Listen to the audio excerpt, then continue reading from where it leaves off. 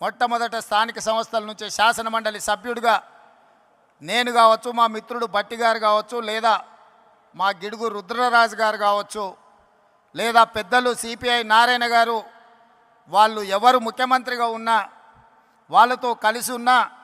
వాళ్ళతో కలిసి లేకపోయినా సమస్యల్ని గుర్తు చేసే విధానంలో మనమందరం చూస్తూ 2007 మొదటిసారి శాసనమండలి సభ్యుడిగా సభకు వెళ్ళినప్పుడు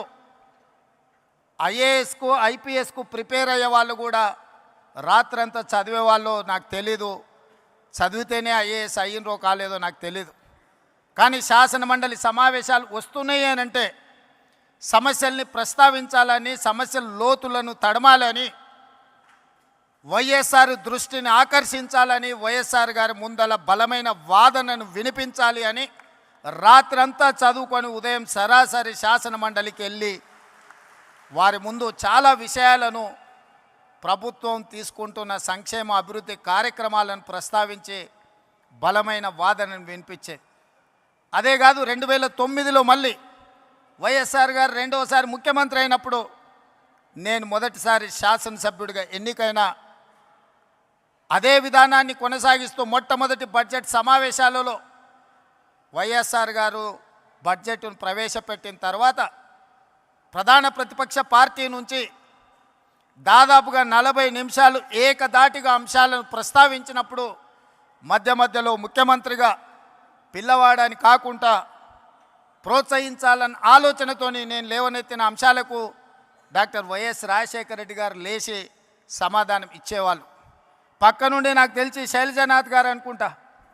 ఆయన అట్లానే మాట్లాడుతుంటాడు, సార్ మనం రిప్లై ఇస్తే ఇంకెక్కువ మాట్లాడతాడు, మనం చెప్పకపోవడమే మేలేమో అని చెప్పిండు అనుకుంటున్నాను నాకు గుర్తున్నంత వరకు చెవిలా.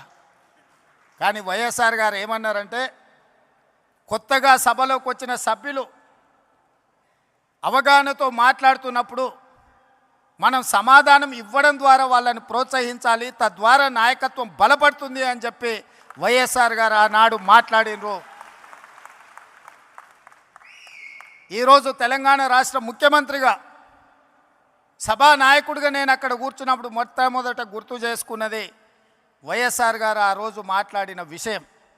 ఎవరైనా సభ్యులు సభలో కొత్తగా వచ్చినా కూడా వాళ్ళ అంశాలను ప్రస్తావించినప్పుడు వాటిని వినాలి, కొత్త సభ్యులు మాట్లాడుతున్నట్టు సభలో కూర్చోవాలి, ప్రభుత్వం వైపు నుంచి సమాధానం చెప్పడం అనేది అది మన బాధ్యత, నాయకుడి యొక్క లక్షణము అని చెప్పి వైఎస్ఆర్ నుంచి నేర్చుకున్న అనుభవం మాకున్నది. పాలకపక్షంలో ప్రభుత్వంలో సంక్షేమం అభివృద్ధే కాదు,